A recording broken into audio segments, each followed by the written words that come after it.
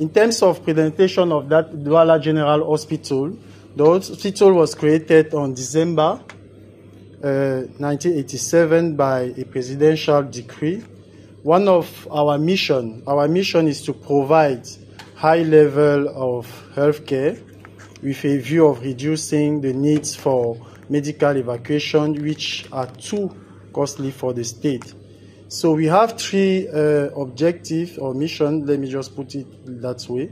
So the first one is to provide high level of medical in Cameroon, and then training of healthcare personnel and students, and also to promote research and scientific activities and cooperation with national and international organizations. Lors du début du projet, nous avons signé un partenariat avec EPHRC en avril 2024. Et comme objectif, il était question de enhance research capability and foster innovation solution to health challenges, improve health outcome by bringing gaps in data accessibility, infrastructure and expertise across these countries. Donc, voilà les objectifs que nous avons eus. Et maintenant, je ne saurais faire cette présentation sans parler un peu du statut des différentes activités que nous avons menées. Au cours de l'année 1, on avait 16 activités. And as you can see, most of activities that we have in the preparation phase was done. And then, in terms of implementation phase, so this year, according to our work plan, 16 activities were planned, and we have completed 10 activities and 6 are ongoing. Now, since, comme nous avons commencé, il n'y a pas eu le temps de présenter les staffs de Douala General Hospital, je vais profiter de cette occasion pour vous présenter tous ceux qui sont staff de Douala General Hospital. Nous avons environ 10 staffs qui ont été recrutés dans le cadre de ce projet à Douala General Hospital. Je vais par là profiter pour demander au principal investigator, professeur Bachou, de se lever pour qu'on l'applaudisse pour lui, s'il vous plaît. Merci, prof. Nous avons également, we have the project coordinator, Dr. Anisse Onana. The finance manager, she's not here. We have in our team 2 data managers, but one is here. Je demande à Luc de se lever, s'il vous plaît. One of our data manager and also is also a PhD student. We have one project officer, Lifafa. Stand up, please. Okay, thank you. We have one M&E officer, Raissa. Where is Raissa? Thank you, Raissa. We have one admin and communication focal point, Melissa. Thank you, Melissa. And then we have one research assistant, Winston. That's him. Okay, thank you. So, one of activity, the first one that we had in the hospital in July 2024 was a Pathfinder site visit. Who were conducted to discuss project objective and access data management reality and challenges. Donc nous avons eu cette visite, comme je le disais, à l'hôpital général. Et puis, pendant cette visite également, nous avons pris le temps de pouvoir comprendre exactement quels étaient les objectifs du projet. Parce que c'était très compliqué au début de pouvoir comprendre les objectifs du projet. Donc nous avons eu cette session.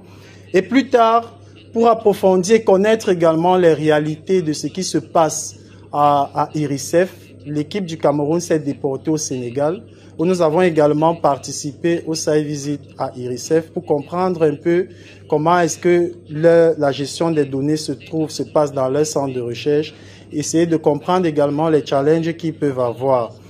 Et ça s'est fait durant le mois d'août du 29 au 30 2024. So in Douala General Hospital, we conducted a desk review for health information system. And then we have like 3 objectives. The first one was to access the type of data system and tools used for data collection, management and analysis.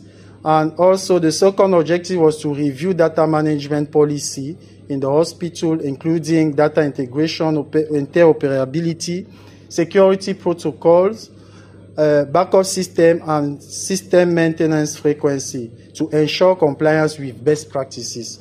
The third objective of this desk review that we conducted in the hospital was to identify the different challenges and gather recommendations from staff to improve the current data management system.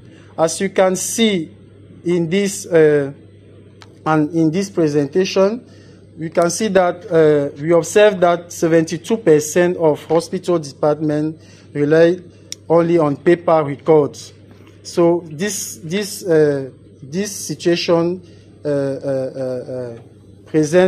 we can see that all the staff, all the services that we have in the office, most of the services that we have in the hospital are using paper. Donc, ça présente ici le challenge de la digitalisation des données au niveau de l'hôpital.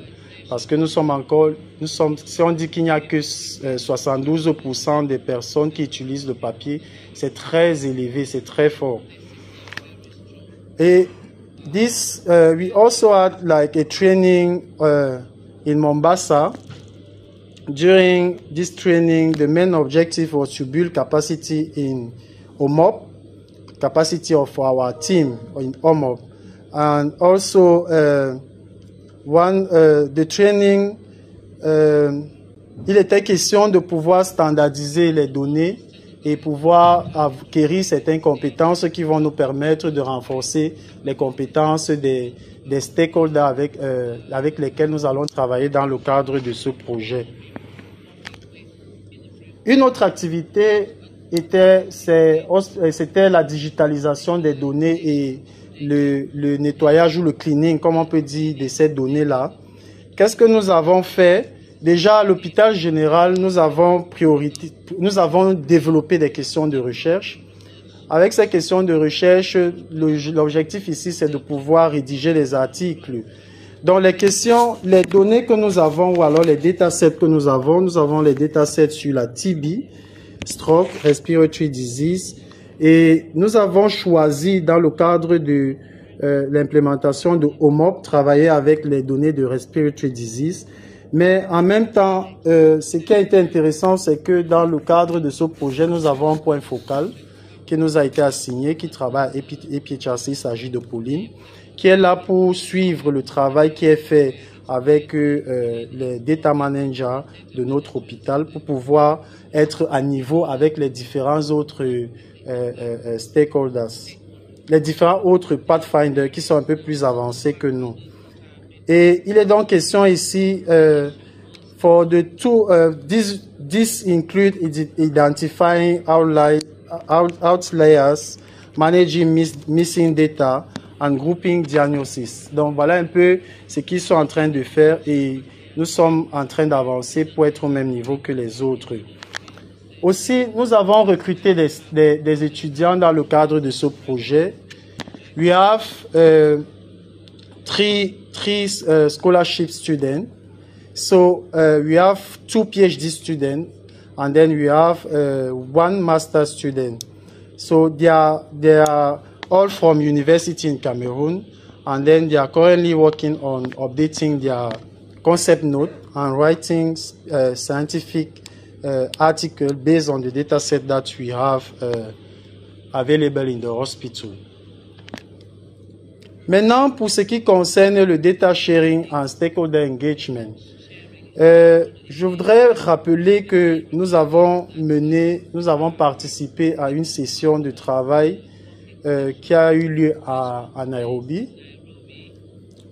C'était du 26 au 29, où il était question de pouvoir développer et de finaliser ou de proposer un premier draft de ce document qui est très important. Nous avons travaillé et puis nous avons développé ce document et nous espérons que au cours de cette session, ça fera l'objet de peut-être de signatures pour les way forward. Donc, et aussi, nous avons décidé pour ce qui concerne l'engagement des différentes parties prenantes, c'est-à-dire external stakeholder engagement. So the team developed a plan.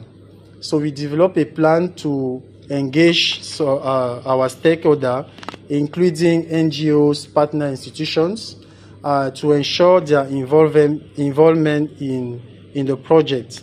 Donc, nous avons prévu également au cours de cette année organiser une session avec eux pour pouvoir présenter les objectifs du projet et voir les axes sur lesquels on va mettre l'accent pour pouvoir, pour qu'il puisse, le partenariat soit gagnant-gagnant dans le cadre de ce projet. Je ne pouvais pas passer sans présenter également le fait que nous avons participé à l'hackathon, à 2 hackathons. Le premier, c'est celui qui a été organisé par Data Science Africa. Et cet hackathon est encore en cours et porte beaucoup plus sur les aspects liés à l'agriculture, le changement climatique, l'éducation en santé, le leadership et même la gouvernance. During one of the requirements to participate in this hackathon was to have a team constituted from 2 to 5 members. So here under this activity, we have 3 countries. We have Cameroon, we have Senegal, and also Kenya. EquiCare, who is what the prototype that you are going to develop, aims to connect health specialists, government agencies, NGOs, and patients in unified platform to enhance patient care, disease monitoring, health policy development, resources allocation, and health education. So the platform will achieve this through comprehensive data collection, robust privacy, and security measure. For the second hackathon, le deuxième hackathon, nous avons participé, mais malheureusement, on n'a pas été parmi les 3 meilleurs. Mais également, je tiens à rappeler que nous avons pris note de ce qui a été présenté. Nous avons téléchargé le travail qui a été fait par les autres participants et nous espérons que dans le cadre de notre travail, ça nous permettra de pouvoir avancer dans ce que nous allons faire pour la suite au cours de l'année 2. Je voudrais également préciser que au cours de l'année 2, nous allons nous servir de ces informations pour que, à notre tour, nous puissions organiser l'hackathon au Cameroun. Nous avons donc également conduit ce qu'on appelle en anglais situation analysis. Au cours, this study is very important because it will capture all the aspects we were unable to include in our first study. So as I was saying, the first study was the desk review, but we were not. The DGH team was not able to capture everything. So what we intend to do is to have this study and try to identify the training needs of some staff that are working in the hospital. Voilà un peu présenter certaines activités que nous avons menées. Je ne voulais pas entrer très en détail pour souci de temps. J'espère que vous avez apprécié. Je vous remercie. Over to you, Steve. Thank you.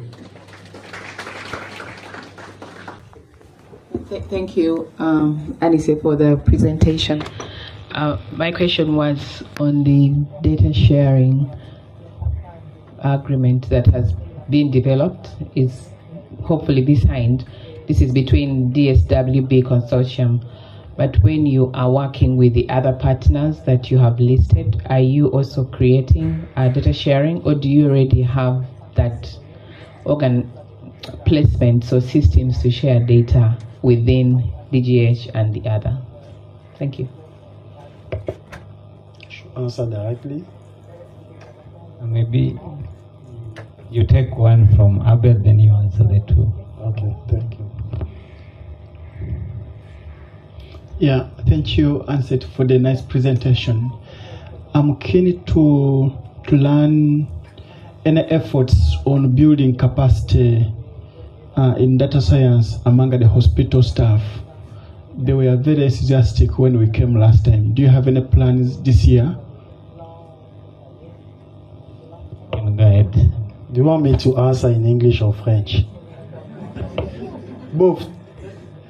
Okay, so for the first question, thank you, Agnes, for your question. So what you are going to, in terms of data sharing with our different stakeholders, what we intend to do is to have, first of all, this data sharing. It's based on this data sharing that you are going to see what you are going to put under the data sharing that you are going to sign with our our different stakeholders. So the first step is to have this data sharing signed. If it's okay, since we are working under one project, we cannot have some how can I put it? Some points in the data sharing that you are going to sign with or the other stakeholder, which is going to be conflicting with what we have in the data sharing that you are going to sign with the different other stakeholder. I don't know if Prof wanted to add something. Thank you, Prof. Okay, Abel, for the training, capacity building, during the year one, it was not possible for us to do the capacity building, truly speaking. It was not possible. But during this year, this second year, we want, is one of the activities that we are going to include in our work plan. We had this desk review. We presented the result of this desk review to the hospital staff. So one of the recommendations was that they want us to have like trainings so that they can maybe help us in terms of data digitalization in the hospital, because we have some staff who don't know how to put on the laptop, for example, or use Word, Microsoft Office, let me put it that way. So that's why we decided to conduct the second study, situation analysis, to have exactly their needs. So we can have like 10 staff who want to be trained on R, for example, or Python, or Excel, for example. So we are going to train them during this year. So hopefully we will have a lot of people trained this year, so that they will also help us to achieve our objective. Yeah. Bonjour, moi je vais parler en français. Donc, je pense qu'il n'y a pas de problème de compréhension de la question, quoi. Et moi, je suis du Sénégal, plus précisément du ministère de la Santé, et je suis dans la division de la santé de la mère et du nouveau-né, dont je suis le chef.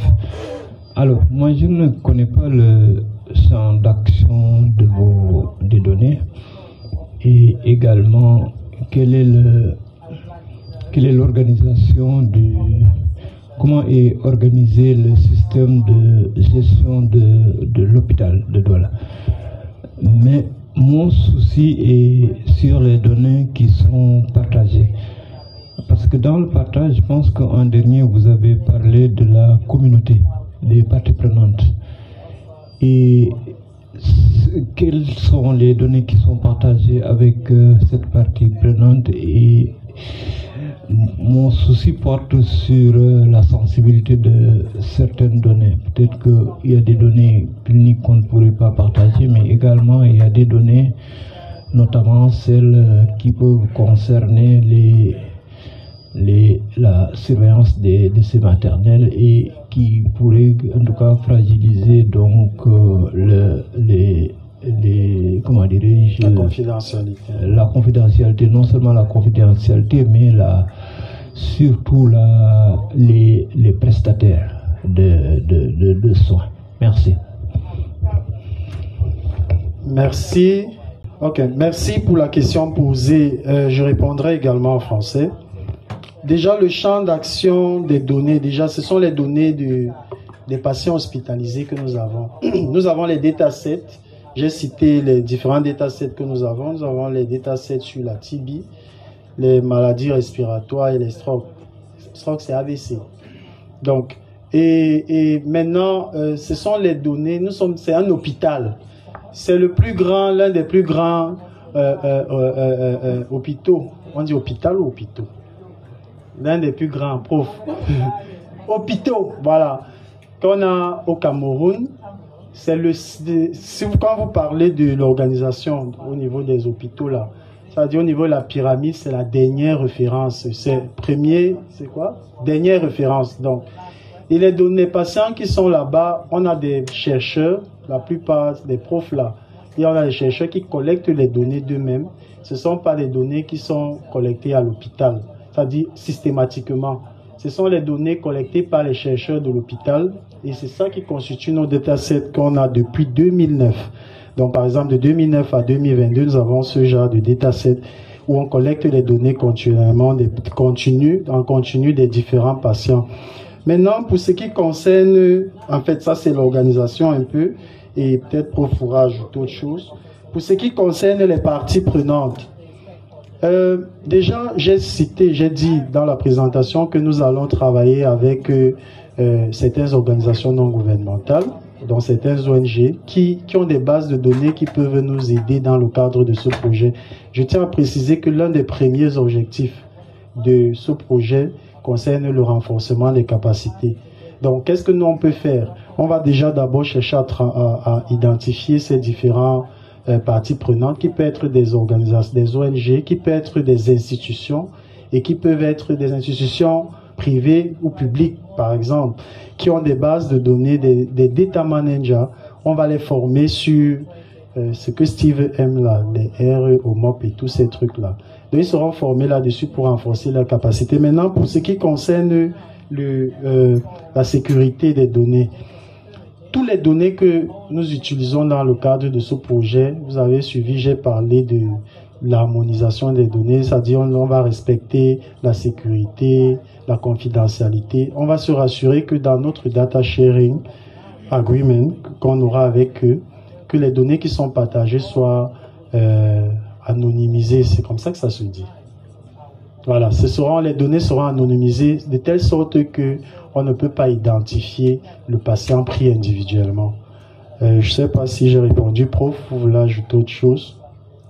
Non, je pense que tu as donné tous les éléments de réponse, hein. C'est-à-dire que le data sharing agreement, donc que nous allons développer au niveau de l'hôpital, respectera absolument cette confidentialité de données. So nothing to add on this matter of data sharing. Thank you, Prof. Thank you, Prof, and thank you, Doc. I think in the interest of time, we can take some conversation offline. But as you sit down, I think this is a question which I would ask to all Pathfinders. How do you plan to incorporate our fellows, the PhD and Master's fellows, in the training capacity building? In ARI, that didn't come out clearly. I think you also didn't bring it. You don't need to answer that, but it is something we can discuss after the last presentation from our host. So with that, can we clap for our own Dr. Alfred? So our host, Arisef. Bonjour tout le monde. La présentation est en anglais, mais moi je vais plutôt présenter en français. Donc pour ce qui concerne les progrès dans les activités qui ont eu à être réalisées à l'IRSF, nous allons faire un reporting basé sur le plan de suivi et évaluation qui a été développé par Abel et qui nous a été soumis. Et donc, nous allons faire un voyage depuis le début du projet jusqu'au mois de février. Donc, on va dire que le projet a commencé avec plutôt la réunion qui a eu lieu à Addis Abeba, le kick-off meeting. Et partant de ce kick-off meeting-là, donc nous, au niveau de l'IRSF, ce qu'on a eu à implémenter, on a commencé les activités au mois de mai. Donc, le trimestre mai, juin, juillet, ce qu'on a eu à faire comme activité, d'abord, c'est plutôt la signature du contrat. Et nous avons eu à faire le recrutement du staff également pour l'implémentation du projet ici au Sénégal. Et nous avons commencé à faire la revue même du projet ici au Sénégal. Et c'est en cette période-là également qu'on a eu à commencer à faire le data mapping. Et ce data mapping-là nous a permis de lister un ensemble de bases de données qui sont disponibles ici à l'IRSF et au niveau des institutions partenaires. Et nous avons également identifié un certain nombre de questions de recherche qui sont d'intérêt pour aussi bien l'IRSF et les institutions partenaires qu'on a eu à engager. Et au courant du mois d'août, nous avons commencé à réfléchir sur le Data Sharing Agreement. On a eu à drafter quelque chose qui a été partagé avec EPHRC et avec les autres également. Et en cette période-là, on a également, sur la base de la revue qu'on a eu à faire sur le projet, on a eu à commencer à développer le protocole pays pour l'implémentation du projet au Sénégal. Et le work plan incluant les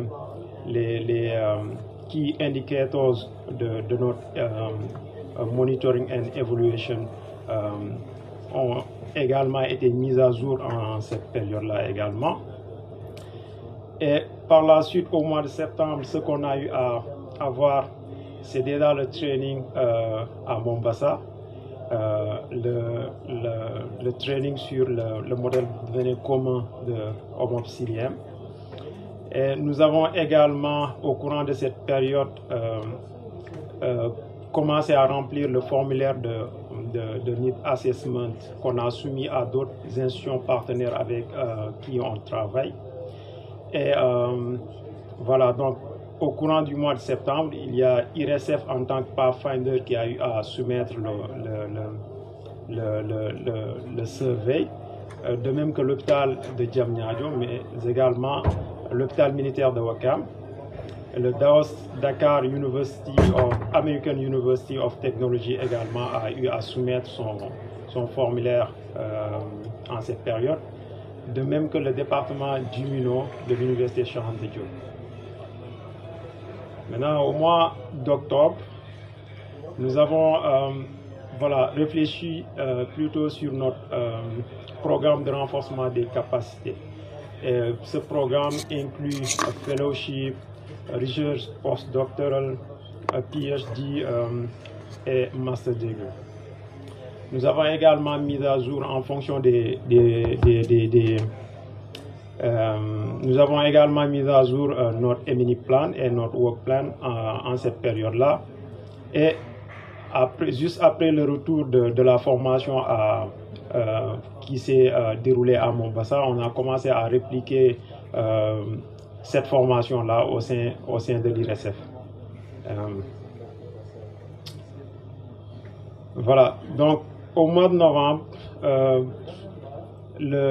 des protocoles, des research proposals ont été développés. Déjà pour ce qui concerne le postdoctoral et le PhD, on a eu à développer des proposals de recherche. Et ces proposals-là, pour ce qui concerne le PhD student, on a eu à faire une soumission à l'UQAT. Et durant cette même période, on a commencé à discuter avec de nouveaux partenaires. Et dans ça nous a permis plutôt de pouvoir enrôler un partenaire tel que le département de mathématiques et d'informatique, dont le représentant ici est avec nous, le professeur Papangom. Nous avons également entrepris des discussions avec l'African Institute for Mathematical Science. C'est ce qui nous a permis au mois de décembre, de pouvoir faire déjà les soumissions auprès du master de modélisation statistique et informatique, dont le représentant est le professeur Papangom, ici présent avec le docteur Ousmane Sibodian qui est avec nous également. Par contre, en fait, pour ce qui concerne ce master-là, les applications ont été soumises tardivement, mais nous avons eu une acceptation qui a commencé à suivre le programme. Nous avons également soumis une liste de 7 candidats à EMS pour le programme de renforcement des capacités également. Et durant la même période, on a eu à enrôler un nouveau partenaire, en l'occurrence la division du système d'information sanitaire et sociale du ministère de la Santé et de l'Action sociale. Ensuite, pour ce qui concerne le mois de janvier, nous avons également enrôlé de nouveaux partenaires dans le projet. Il y a le Centre de gestion de la qualité de l'air également qui a fini de nous rejoindre. Et nous avons également avec nous le Centre antipoison de Dakar. Et nous avons le laboratoire de toxicologie et hydrologie de l'UQAT également qui est avec nous. Et nous avons, sur la base des nouveaux partenaires qui ont été enrôlés, mis à jour notre liste de candidats au programme de renforcement des capacités. Et au mois de février, nous avons eu un retour de l'African Institute for Mathematical Science qui nous a demandé pour ceux qui vont faire partie de ce programme de renforcement des capacités de pouvoir soumettre leur candidature pour la coopérative Masters in Data Science qu'ils offrent également.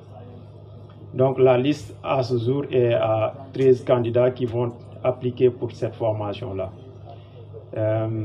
Nous avons, voilà, pour ces candidats-là, eu à organiser au sein de l'IRSF une session où on a fait une introduction. Chacun s'est présenté et a communiqué sur la thématique de recherche qu'il souhaiterait développer. Maintenant,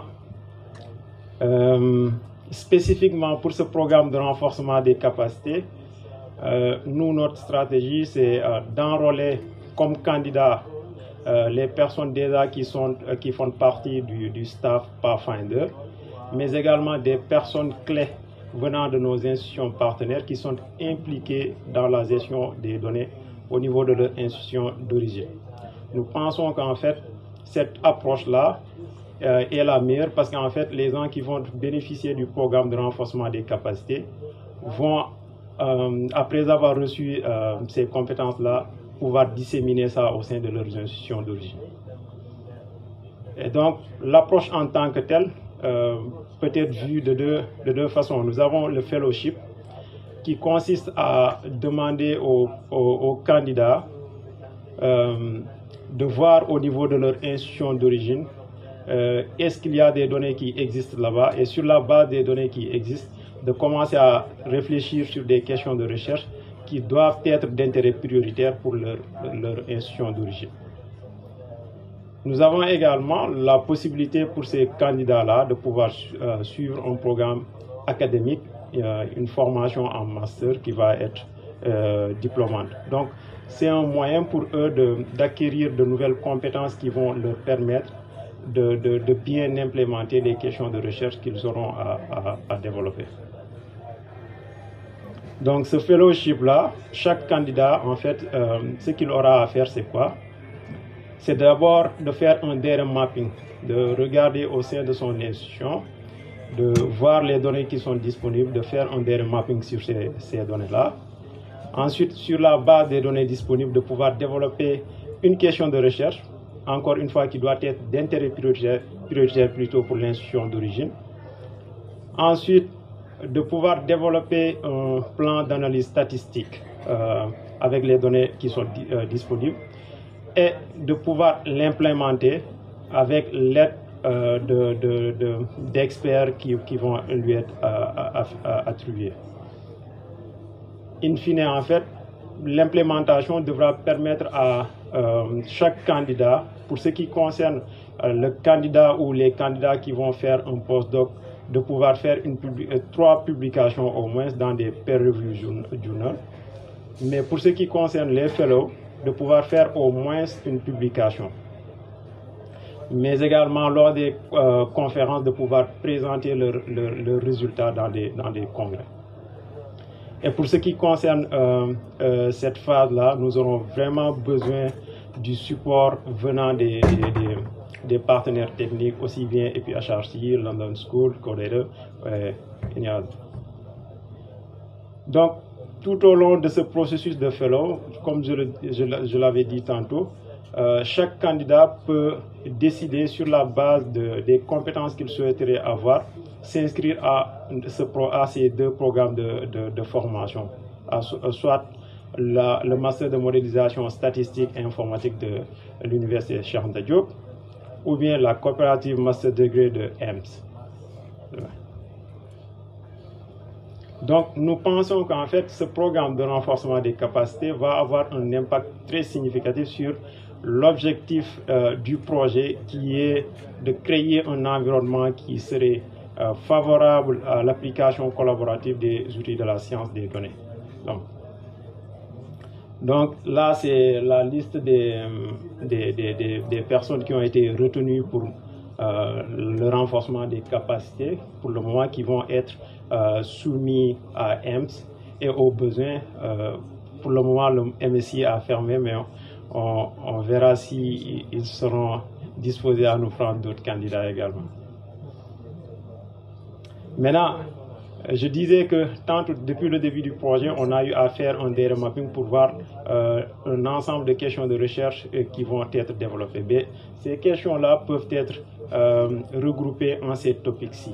Donc, quand on fait le résumé, on voit que les questions de recherche concernent soit la surveillance du VIH,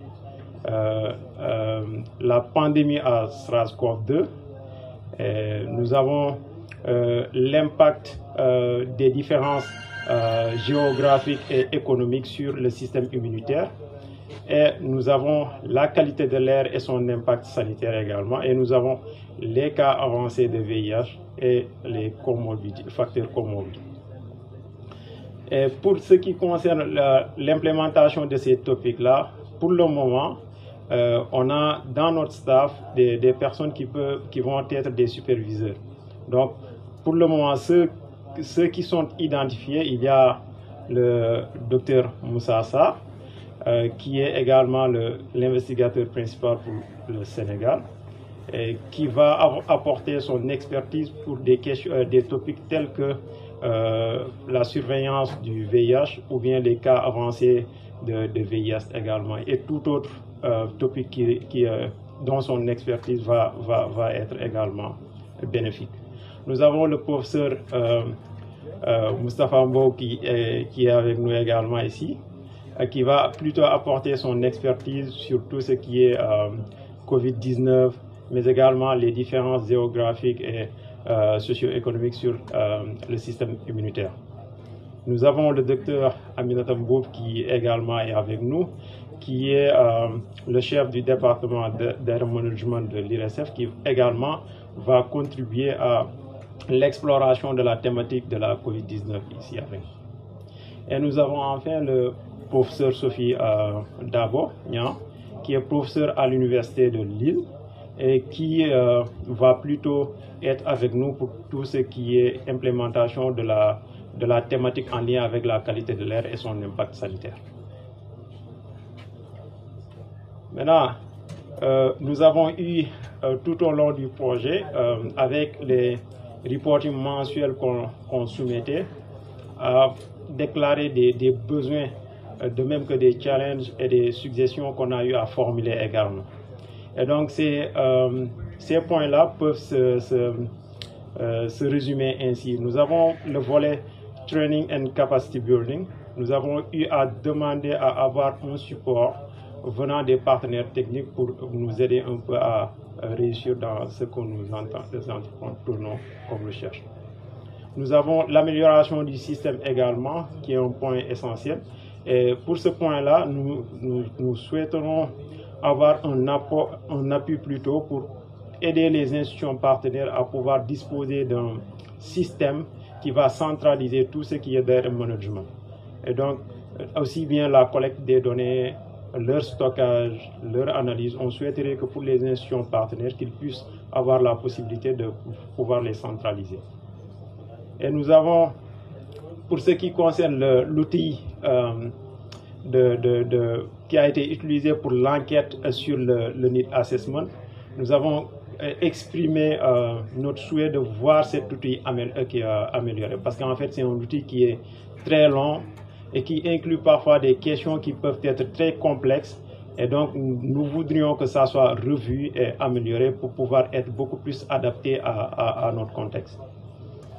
Et nous avons également exprimé le besoin de comprendre la classification de la maturité des données qui a été utilisée initialement pour classer le Sénégal à un niveau de maturité 2. Donc nous aurions besoin des critères qui ont été utilisés pour pouvoir faire cela. Et donc c'est tout. J'en finis avec les partenaires du projet et thank you all.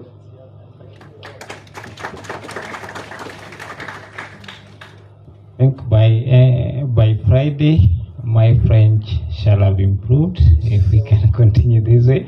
But at this point, I welcome questions, comments, feedback.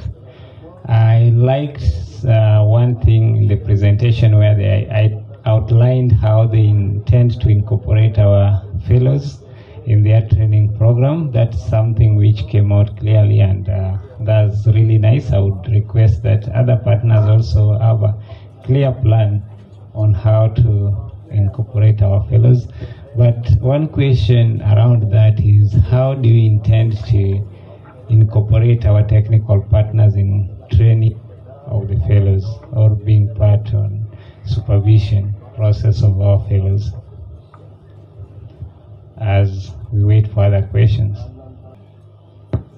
Donc, je vais essayer de donner quelques éléments de réponse, ensuite laisser Dr Moussa Sarr de pouvoir compléter cela. Donc, pour ce qui concerne les questions de recherche, je pense que lors des présentations passées, on a eu à présenter carrément les différentes bases de données que nous disposons en ce moment et qui feront l'objet d'une analyse pour pouvoir répondre à un certain nombre de questions. Ça a été fait lors des présentations précédentes. Maintenant, pour ce qui concerne le support des partenaires techniques, nous, par exemple, on a des questions de recherche. Si, par exemple, je donne juste un exemple, la thématique de la COVID-19, par exemple, si on a au sein des partenaires techniques qui ont un intérêt pour ce topic particulièrement, nous aimerions voir ces partenaires-là accompagner le fellow qui aura à travailler sur cette question-là. Peut-être d'une manière très concrète, la façon dont ça peut se faire, c'est de lui donner directement la supervision du fellow pour qu'il puisse suivre ses travaux. Voilà, donc je pense que nous attendons beaucoup plus les partenaires dans l'accompagnement de l'implémentation des plans d'analyse statistique qui vont être développés par les fellows. S'il y a par exemple quelqu'un qui est, je ne sais pas, au Cameroun qui travaille sur une thématique telle que la qualité de l'air, parce que je vois à travers les présentations qu'il y a des gens qui travaillent sur la question. S'ils ont des expertises et que au sein de l'équipe du Sénégal, il y a des gens qui s'intéressent à la question, les gens peuvent travailler ensemble sur ces thématiques-là de manière à ce que la question soit explorée et bien implémentée. Yeah, so how we can include the technical partners? So the support of fellows would be two ways. So they will have their own supervisor or research director, if we can say. But we also expect to have what we can call a research advisory and support committee or board that will also support these fellows throughout the implementation of their plan. Let's say, for example, I overheard that there's some expert in the modeling of air quality somewhere in Kenya or in Uganda. So we want to have the support of APHRC, the technical partner, to pair these fellows with experts in the modeling or analysis, the type of analysis that they're doing beyond what's the expertise that we have in Senegal. So this will allow them to pretty much have an optimal benefit from being in this community of our scientists. The kind of data sets is like we also will need the support for the coordination of APHRC. As Daphne mentioned, if he's doing modeling of air quality and Cameroon is doing it, maybe we need to come together, do some kind of harmonization, and see how our teams can optimally come together in combination with the support of the overall community to support these fellows to implement. Yes, Abel.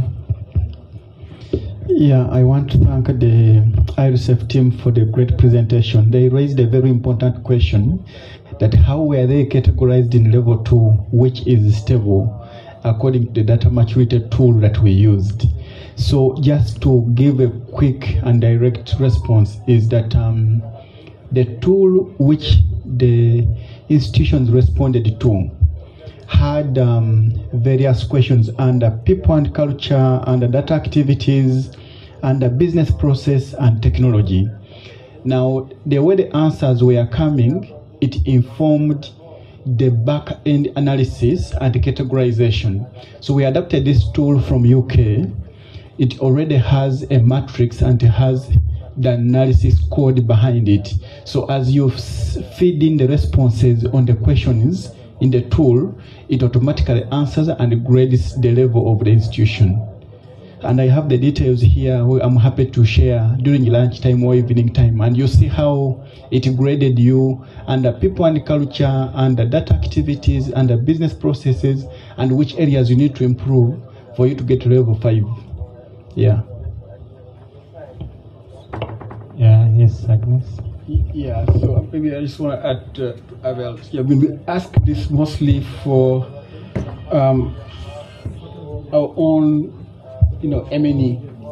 If you want to improve, you need to know exactly where you came from, what are the different elements, so that we can also develop our own M&E plan to be able to do all of those the different items into consideration. Yes, and maybe I can add, like Abela said, it was adapted from the UK, but luckily we have the Africa CDC team who are developing a similar matrix for the African context, and we can hear from them to see how best to adapt some of these matrices to the African ecosystem. And it changes. I believe there are some attributes that might change because of the way the infrastructure in Africa is positioned. So we'll be happy to share the next steps from those different steps, the maturity levels to know where to improve. My response was to the supervision of the students, the fellows. We had thought that if you look at the banner there are so many partners. We have LSHTM who are online and left, OSPO, we have APHRC, Makere AI Lab. All those are partners that can provide supervision, doctoral supervision. Even within the Pathfinders, somebody from ARI might be very well positioned to supervise or at least provide technical support to a fellow in DGH. So we believe that once the topics have been mapped and the experts in the different centers are highlighted, we can then create maybe we've already created an internal working group, but match some students to internal expertise so that they benefit from this very large team of experts that are already in the consortium even before we go out there. So we hope that can happen in this year, now that we found the students and that they are also mapping their research theses or questions to the data sets and research priorities. from the 3 countries. So we hope that will really work out this year. Yeah. We really count on the leadership of APHRC and this to help us set up this, so I can call it a research advisory committee that's large, so that our fellows will present their work to, and people can volunteer. Oh, I wanna volunteer for this. Oh, I know somebody who's not, etc. So we're really hoping that you will help us set up this committee that will be